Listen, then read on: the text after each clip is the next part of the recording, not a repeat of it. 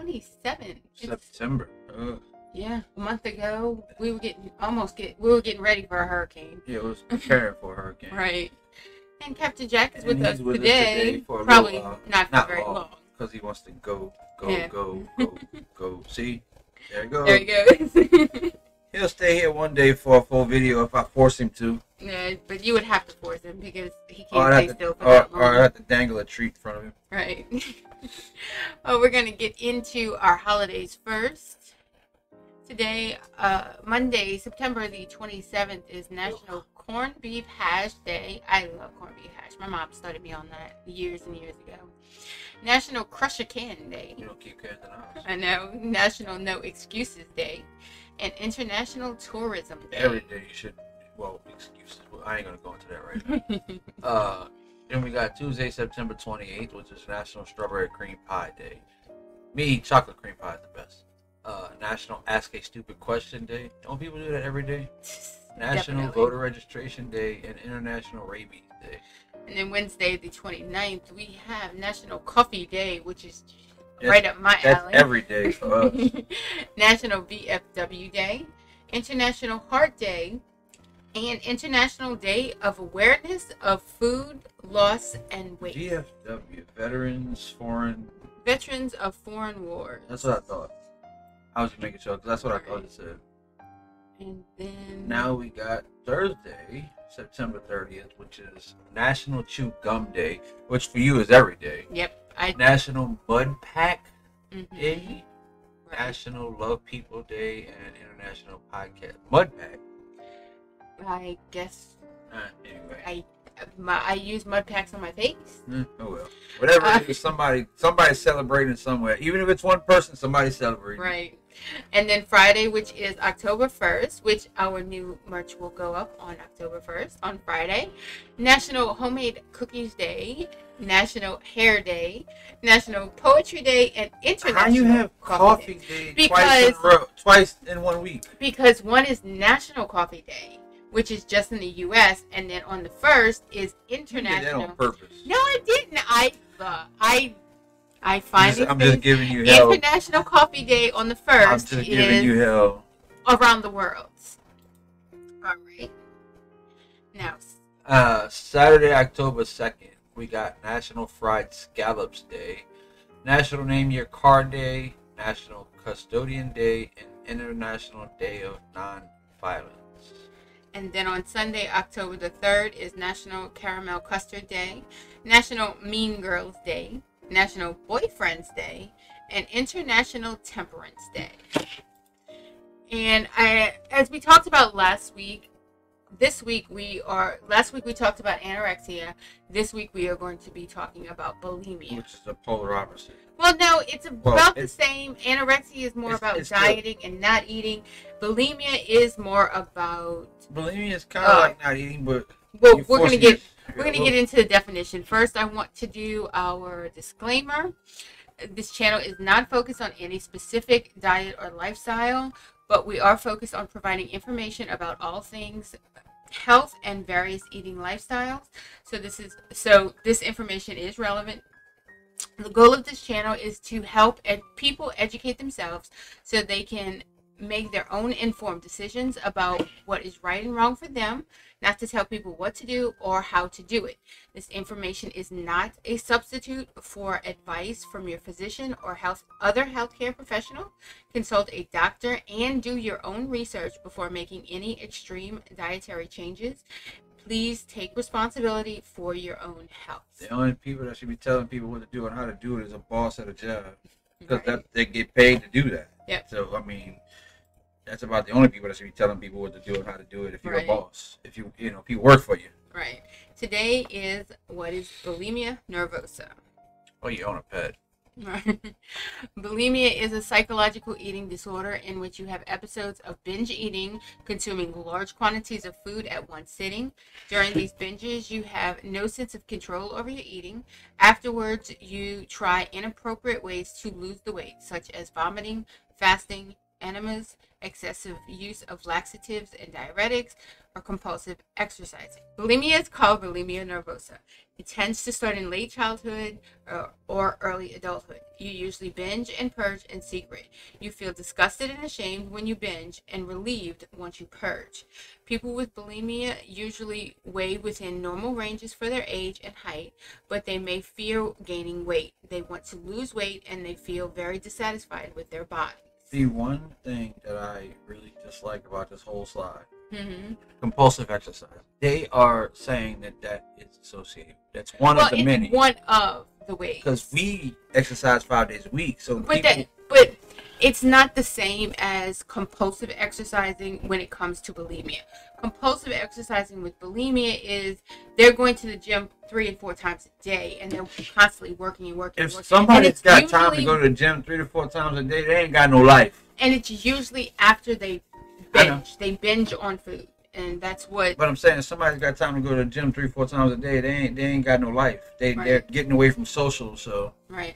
And then here is the causes, and I'm not going to go over everything that causes it because it's about a lot of the same things when it comes to when it comes to mental disorders with weight loss. But risk factors are being female, because honestly, and men are becoming more, but being female, because there is such a stereotype on being thin when it comes to females. Depression and anxiety disorders, substance use disorders, traumatic events, stress, or frequent dieting. Those are risk factors. And I mean, men deal with the stereotypes or the societal pressures like women do, but it tends to be more on women than men. There's more of a pressure for women to be thin. I know growing up, I had that pressure on me. That depends on what you're going into in life. If a male goes into modeling and acting, then they will have the pressure of being thin for being a model or being. And also, sports do it as well. Sports do it to men as well. Some men, when they play sports, they want to be the best, so they want to be strong, they want to be fast, they want to be big, they want to be bulky. Right. And then we're not going to go over all of these because there is a lot, but these are symptoms of bulimia. And again, not all of these are specific to bulimia, but if a doctor or a healthcare provider sees multiple of these symptoms in one person, they typically will look into it a little bit further to see if there is something going on. Because some of the stuff like swollen glands could be just one thing or another. Heartburn, indigestion could be acid reflux. Because you can associate some of these together, like heartburn, indigestion, and bloating can go with dizziness or fainting, or irregular periods can go with weakness, exhaustion. Yeah. You know, so it's more than just one or two together. It's got to be at least 4 or more. Right. It's usually numerous. But if somebody says they have a sore throat and they have dry skin, maybe that's too, Maybe it's something else. Right. Maybe they have the flu. Feeling cold all the time could just be iron deficiency. You know, I mean, that's why I said due diligence. When you talk to your doctor about this stuff, if they're quick to make a diagnosis without doing the proper investigation, then you need to find a new physician. Right. Honestly. I mean, that's just me. And then more symptoms. Okay. And like I said, we're not going to read all of these. I will have the link in the description. Right. I will have the link in the description box below to where I got this from WebMD and other medical journals. And I will, like I said, I will have it so you can do some research on your own. As I'm reading this, some people hoard food because, like, older people or kids, man, it had nothing to do with bulimia. Also, another one that I saw in here, are not allowing food to touch. That's me. I used to be like that, but it has nothing to do with bulimia. But like I said, again, 1 or 2 of these symptoms, and it's not because people with OCD might not allow food to touch. Right. And I mean, just 1 or 2 of these together doesn't always mean it.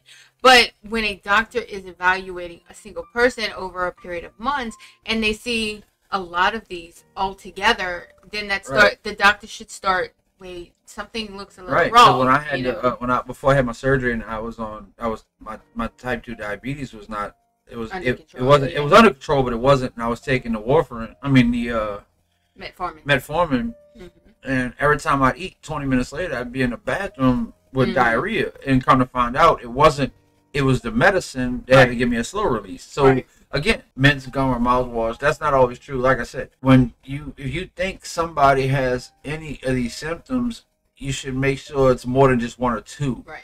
Because if it's 4 or more, then they might have a problem. But if Right. you could take any, you could take any of these, and I could find at least 1 or 2 that me and you have. Well, right now I fit a lot of these, but I just had surgery and I am trying to lose weight, but I am being careful. You're watching things that I eat and drinking large amounts of water. I've been drinking 2 gallons of water a day since I was 10 years old. I know. I just love water, and I choose to do low calorie beverages with low sugar. Right now, I mean, I'm doing a lot of these, but I'm also under a doctor's care. You're watching me very carefully. I'm aware of the things that I'm going through. You're still getting back to normal. Right. Now, I don't I don't go to the restroom frequently. Now, I do have to take laxatives and stuff because of the high protein levels that I'm on, but I also know that if I start having diarrhea multiple times a day, I know I need to slack off of the laxatives. You also don't have a gallbladder, so. Right, I don't have a gallbladder, so I have to be careful about stuff like that. Right. But again, I'm under a doctor's care. I have you watching everything that I do, as well as I'm very cognitive about the things. And even though I fit into a lot of those categories, I know I'm not bulimic. I just had weight loss surgery, so. You're slowly getting stuff back into your life. Right, by little. I am. Yeah, we talked about that last week. I am, and this week I'm slowly trying to get off of protein shakes and onto more regular food. Just having one watching protein calories. Shake a day, right, is fine. I'm just trying to watch my calories. Like, like instead of eating heavy at night, you have a protein shake. Right. You know, like around 6:30. Right. We're gonna be getting up early, so. Right, and then these are the complications that can arise from bulimia. And again, we're not going to read all of these, but if you feel that you or someone that you know has a lot of these symptoms, maybe you should have a conversation with them. You know, it's not always, especially people who have bulimia who have it in secret, it's not always an easy discussion for them to have. And I mean, ours takes a long time for our food to digest, but that's because our stomachs are big. My own information. Right. Our stomachs are that big. Well, so mine's 8 ounces. Yours is a little more than mine is now. Because I'm 5 years out from surgery. Right. But I won't allow myself to go bigger than that. Right. Diagnosis. If your doctor thinks you might have bulimia, they'll probably ask you about your eating habits, if you gained or lost weight, and whether or not you have any physical symptoms. They'll give you a complete physical, do blood tests, P tests, EKG for heart problems, and a psychological evaluation. All right, to make sure nothing traumatic is causing, you know, because if you've never been bulimic and then all of a sudden something traumatic has. Right. All of a sudden you start worrying if you've never shown symptoms, if you've never cared much about your weight and stuff, and then all of a sudden you're hyper focused on losing weight, and this brings me back to something this morning on the TV. Okay. On the embassy. It was this morning when they were talking, when one of that Republican, Miles Taylor was talking about being at the January 6th thing, right? Yeah. He said one of his doctor's friends told him that they all have PTSD but just don't know it yet. Right. So things like this, you know, if something traumatic, it might trigger bulimia. Right. Or you might not know you are bulimic, and then something traumatic will trigger that. You know, I mean, things trigger you. Right. You know, you just don't know it yet. But if you suspect anybody you know has problems, you know, approach them cautiously. Right. Just don't say, you know, don't be abrasive about it, because they're going to deny it, and then you could possibly lose a friend. Right. Just be sensitive about it. Right. And you know, it's basically like just bring it up, you know, bring up little things here and there. Try to be like descriptive without actually using the word bulimic, so you can get more information. Because you don't want to throw them off. You don't want to give them suspicion that you think. Don't bring up the word bulimia. Right. You know, look for signs, and people will deny it, and then you can possibly lose a friend if you accuse somebody and they're not ready to face it. You have to be very careful about it. Yeah, like if you think they might have bulimia, but you might see some of the other symptoms that might be associated with like their thyroid, or you know, ask them, you know, have you ever had your thyroid checked? You know, you know if your thyroid's working right. There's ways to get around it being sensitive. Right. Unlike me, I just try to be blunt, but sometimes it doesn't. Right. And then treatments. Prozac. There are treatments, medication, hospitalization. There's cognitive behavioral therapy. family-based therapy, interpersonal psychotherapy, and then also a nutritionist can go through eating habits and healthy ways of eating so that you're not binging and purging, and finding healthy ways to lose weight without having to go through, and of course. And again, anything can be healthy if you do it right. Right. I'm going to turn this off so you can look at, so people can look at the whole. You can enjoy a hamburger from McDonald's once in a while. Right. And I mean, you don't have to, unless it's medical wise. Right. And I can honestly say I had, for a long time, I had problems binging. I did. I would get, but I didn't purge, and that's why I gained the weight, because I would binge. I would get to a point where I would just eat and eat and eat and eat. And even before you and I met, when I was on heavy psych meds and things for my depression, I would just binge and eat, and I wouldn't purge though. I would just eat. And see, my issue was I would forget to eat. I would never. Eating was not on my mind all the time. Right. Like, and see, but when I did eat, it would be a big meal. Like when we got together, you notice I would eat two meals, maybe 3 meals a day, but they would be huge. Right. They would be huge meals. Right. And I'd be so full. It's like, ugh. But now it's like I eat till I'm full, like 80% full, and I'm done. Right. All right. And then self-care for bulimics. I'm going to take us off the screen again for just a minute. Let me get back there so you can see. And we're not going to read all of this. Basically, you want to look after your body, connect with other people, and avoid your triggers. You need to identify what triggers you and try to avoid those. That is the same with almost most mental disorders, is you have to learn what your triggers are. Let me say this. When you say avoid your triggers, you should have thrown in there, avoid your triggers to the best of your abilities. Right. Because there's some times that you might be out in public that a trigger might, right, but to the best of your control, right, avoid your triggers to the best of your capabilities. Right. Because I have PTSD, and I have generalized anxiety disorder, I have severe anxiety and panic attacks, and I do my best I know what my triggers are. I'm 45, and I've had this since I was in my early 20s, so I know what most of my triggers are. You know what they are. But sometimes it's not always. You can be out in public, like right. at the doctor's It's not office always or something, right. It's not always and somebody feasible. does something to cause a food trigger, right, or an anger trigger. I mean, it's not always feasible. I know mine. I know. It's not always feasible to avoid your triggers, though, especially for like me, for my panic disorder and my anxiety. If I go into a store, sometimes I can be fine. I can spend time in Walmart and I'm fine. But then other times I walk into Walmart, I see 5 or 6 people, and my brain just starts going, and I am panicking and I'm freaking out. And there's no reason that it's happening. It's just happening. I do my best to avoid my triggers, and I do my best to get out of the situation when I feel it happening. But and it's a lot the same when it comes to, like, going back to bulimia. You have to figure out what your triggers are. Don't linger on social media.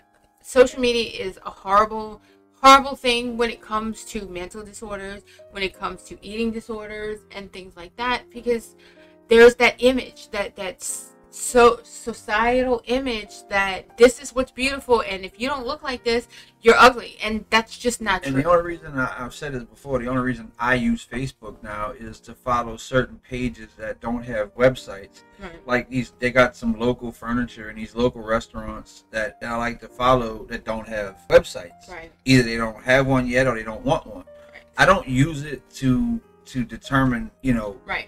I use mostly both. News and right. We don't. Neither one of us use TikTok, but we do use Facebook, Instagram, and Twitter. It's mostly because we like to see what's going on with right. We friends. use it for news and friends and family that are not near us, who are like out of the out of state and things like or that. Friends that are overseas, because right.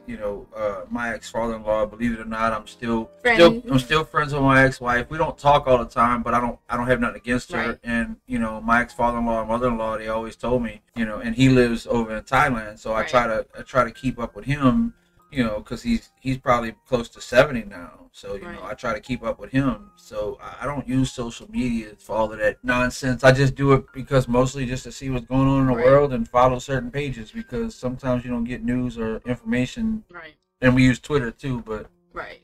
But mostly we use it for news and things like that. Bulimia outlook.